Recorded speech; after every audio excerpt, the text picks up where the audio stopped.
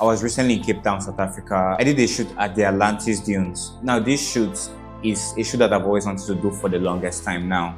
I've always been fascinated by portraits and pictures taken at dunes, and I really love the landscape of dunes, and this is one of the things that attracted me to this location. Although I faced some challenges, I was glad that I was finally able to get the shoot done. I'm going to walk you guys through how I took some photos at these locations, the challenges that I faced, and maybe giving you guys a brief walkthrough through the editing process, how I edited the photos for this shoot, and my thought process behind the portraits that I took during this shoot. For this shoot, the gear that I brought was my Sony A7C alongside my 24mm 1.8 lens. Before I went on this trip, I was thinking to myself, what gear do I need to carry? And I felt like this would be enough for me because the Sony A7C is quite a portable camera. It's like literally one of the lightest things that you can shoot with, and it gives me everything that I need from a photo shoot alongside the 24mm lens. I was really psyched to shoot with this gear, and then I didn't really feel like I needed anything more, because with the 24mm lens, I can properly capture the landscape and still get some really nice close-up portraits as well. For the most part, the photos I took in this location, I didn't do anything serious in my settings. I set my ISO at 50, and for my aperture, I usually keep it around 2.0 to 2.8 range for most portraits that I take. I feel like this is usually like a good range for me. When taking these images, I try to lock the focus point on the model's eye. That way I can get sharp portraits and still maintain that shallow depth of field too. Now, after walking through different logistics with the model, it took a while for me to get to the actual location itself, because the location is like almost an hour away from where I was in Cape Town. It took like a bunch of thinking, preparation, and all that stuff for us to finally make it to the location. At the end of this shoot, there was literally sand everywhere.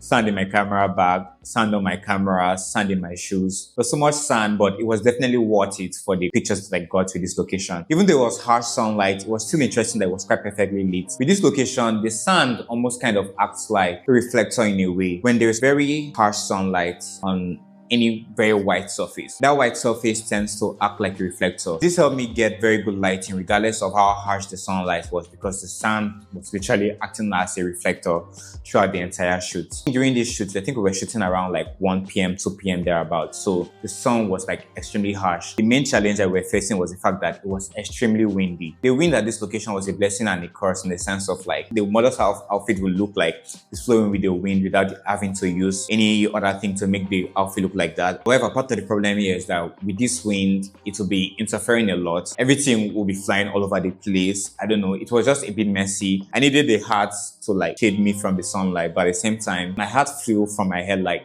5 times throughout this entire shoot. It took a while, but I was still able to like walk through it. For most images in this shoot, one thing that I like to do, even with any other shoot I've done in the past, is experiment a lot with lighting. So this is a tip that I've given before in previous videos that I've made on this channel, especially when you're shooting with natural light. One thing that I try to do is experiment with different lighting. If I'm at a location and I'm not very sure of the lighting, I'll literally do a 360 around the model to see where the best light is coming from. Once I get that great lighting, I will stick with that, take more pictures there. So once I've gotten a good lighting, once I've gotten the position where I know that the lighting is good, one thing that I try to do is like, let's imagine this is the model. Try to go from the left to the right side of the model, taking pictures from different angles, and then I might try to get a sort of like an overhead shot, maybe having the model face me like upwards or having the model face me downwards. So this way you are able to get very dynamic looking images, and your images don't end up looking repetitive. So this is actually a very great tip. Another thing that I tried to play with this shoot was composition. If you want to really play with composition, this is a perfect location for that. So leading lines or having the model standing at one corner of the frame, I use the horizon to my advantage.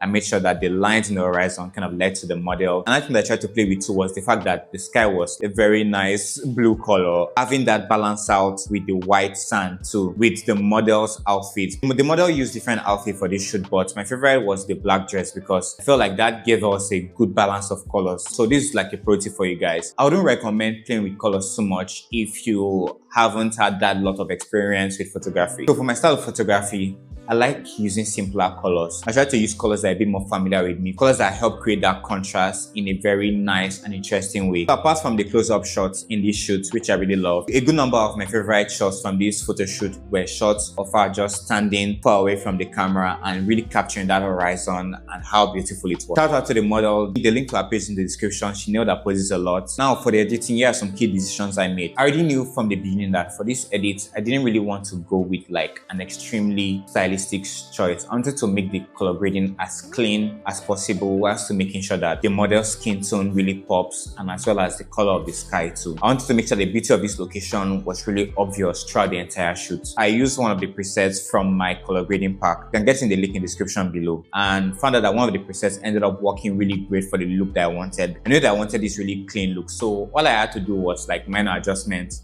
with the exposure, highlights, and shadows, and I was able to get the look that I want. After Lightroom, I took the image straight to Photoshop. Now for Photoshop, I actually didn't need to do anything too crazy. All I had to do was some frequency separation, and I also tried to make sure that the skin looks as natural as possible. If you guys want like a very in-depth editing and retouching walkthrough for this particular shoot, you can let me know in the comments below. I'm really proud of how this photo came out. Everything I experienced during the shoot was definitely worth it, from the wind. My glasses broke during the shoot, by the way, so that was a very interesting thing that happened. If you guys like this video and you guys want more photo editing walkthrough or behind the scenes or photo shoots like this, you can let me know. I'm planning on working on more videos like this. I'll see you guys in the next one. Take care and peace.